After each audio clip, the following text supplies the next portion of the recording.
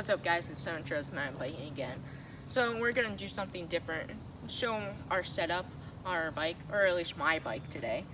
So starting off with the kickstand and bottom cage it didn't come with the bike, but everything else came with the bike.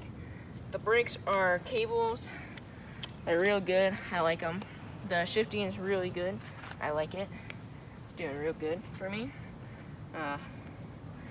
Pedals were stock, and everything was there when I got it, except for the water bottle cage and kickstand, and it has been getting a couple maintenance.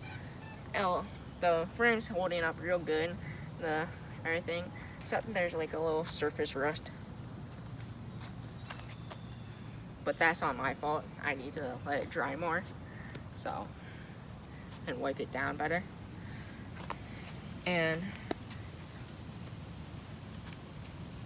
it's holding up real good for me. And this is my bike setup, and see you in the next one.